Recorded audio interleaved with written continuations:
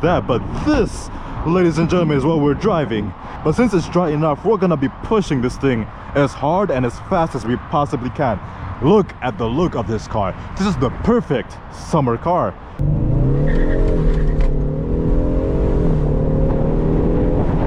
And just like that, we hit 100.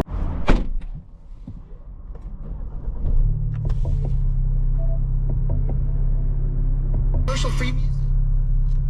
2026 Ford Mustang EcoBoost 2.3-liter turbocharged 4-cylinder, pushing 315 horsepower and 350 pound-feet of torque. Rear-wheel drive with a glorious 10-speed automatic transmission. And my screen is bugging out. Look at that. This screen is doing whatever the hell it wants to do. Disadvantages of having a fully digital gauge cluster. Sometimes the screen can be bugging. Electrical gremlins, if you will. But one of my favorite features about this thing so far is, if it lets me do so, we're gonna go into our features and just bop bop boom, my Mustang. As you guys can see right now, we have the CVT Cobra theme going on, which is honestly my favorite by far because it gives me the nice little accents. But let's do a quick little walk around. Yes, as you guys have noticed, this is a convertible. It is a cold Canadian spring with temperatures of 2 degrees Celsius, so we're not gonna keep this down for too long, but it is dry this time, so we will be using just that. But this, ladies and gentlemen, is what we're driving. Yes, it's a rear-wheel drive car. The highway is right there, so we're gonna hop onto that as well. But since it's dry enough, we're gonna be pushing this thing as hard and as fast as we possibly can. Look at the look of this car. This is the perfect summer car. And with heated seats and a heated steering wheel, this car feels good. Like, look at the interior of this. Perforated leather, though the back seats are basically non-existent, as you guys can see from the space over here. And you guys can see all the mechanical goodies for the hydraulics when it comes to this. But hopping over here, I forgot how to open the trunk, so I'm gonna ignore that. But ladies and gentlemen, let us go for a drive. We're gonna put this car into its sportiest setting and actually go crazy. We're gonna do everything we can to have as much fun as possible. We're gonna up the windows so it's not too much wind noise.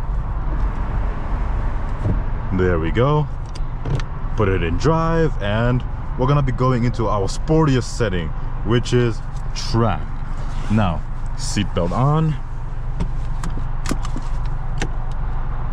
Okay, let us go for a drive. You get really good induction noise with the top down. The heated seats keep you warm, the heated steering wheel keeps you warm. And since everything is pretty much fully digital, there's not much buttons. The only buttons you have is quite literally for your traction control, your stop and go, your hazard lights, and your drive mode selector, really, and that's about it.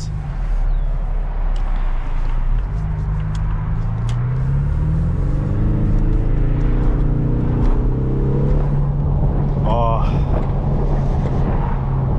this is nice. Very goddamn nice.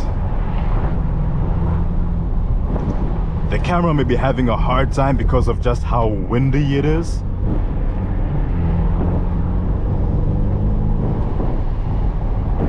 But this is enjoyable. This is the top-down experience. And yes, muscle cars are still fun, though it feels more cold than fun right now because of how cold it is currently.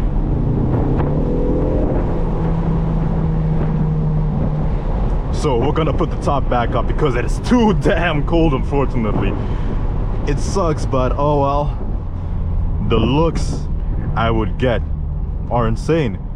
Actually, before we put the top back up, we're gonna do a hard launch off of these lights. See how quick this bugger can be. Go.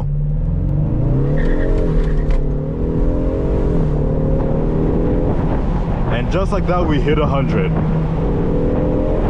Oh, way too windy.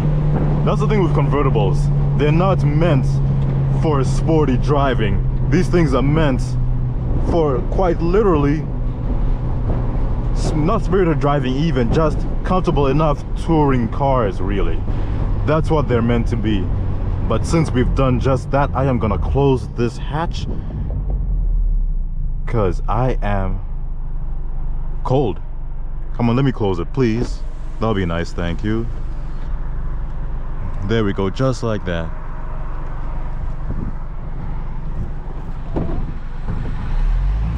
There we go.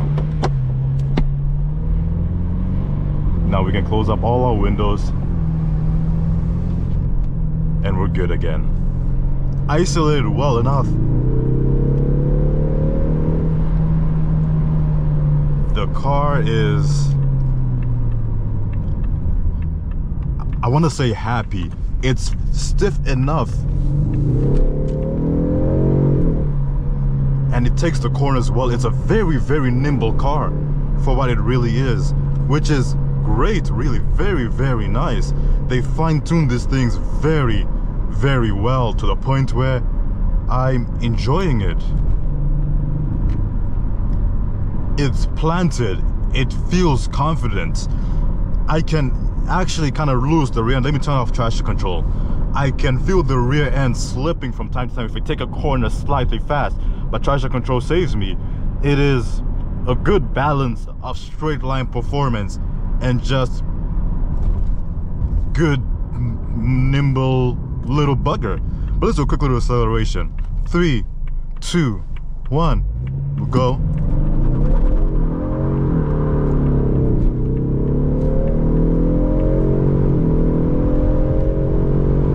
Oh god, I didn't even realize how quick I was moving, goddamn.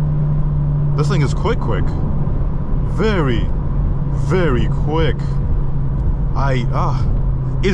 It's deceptively quick is the best way to put it. You do not expect an EcoBoost to get to 60 that quickly. Suspension might be a little bit rough on rougher terrains, but it's to be expected.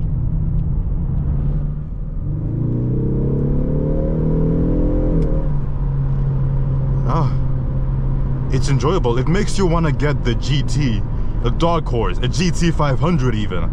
It makes you want to push for that.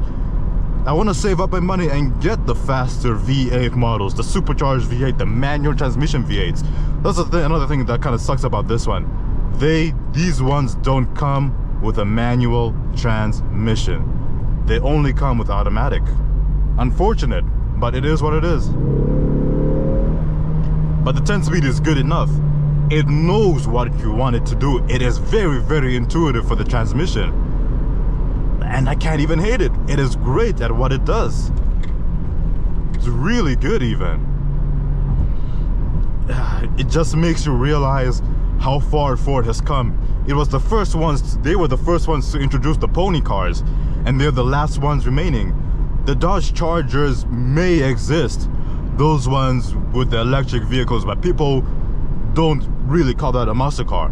This one was rated as the best muscle car of 2026 because it's one of the few last ones around. I'm talking about the V8 option, but even this one has enough of muscle car character for you to be like, yeah, this is still a muscle car at the end of the day. You can hear me barely losing the rear tires. That kind of thing, you know? This is what the car does to you. Now let's hop onto the highway.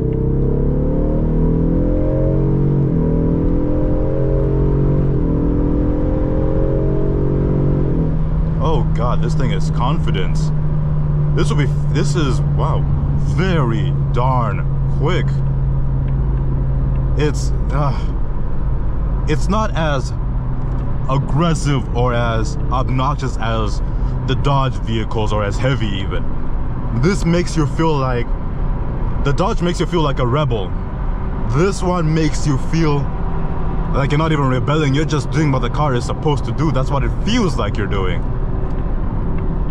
But let's turn on cruise control. One of the easiest, most intuitive ones. We're gonna turn on a lane keep assist, get our cruise control ready, and just like that, I can't talk, I'm too excited. Just like that, my cruise control has been set. There is no adaptive cruise control for this one, unfortunately. But it's fun enough of a drive that you don't really want to get the cruise control. You're just, yeah, I'm okay with not having cruise control, adaptive cruise control, because the cabin is a nice place to be.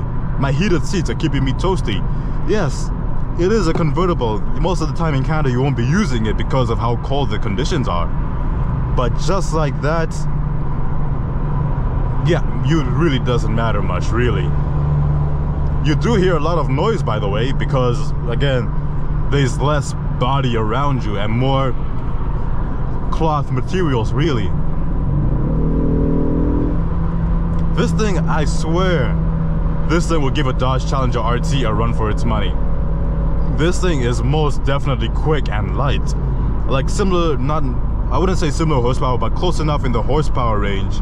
300 horsepower, significantly lighter than the Dodge Challenger, for example, RT, or the Dodge Charger. So this thing will definitely give a V6 Dodge Charger or Challenger a run for its money. It would definitely give a entry-level V8 Dodge Challenger or Dodge Charger a run for its money.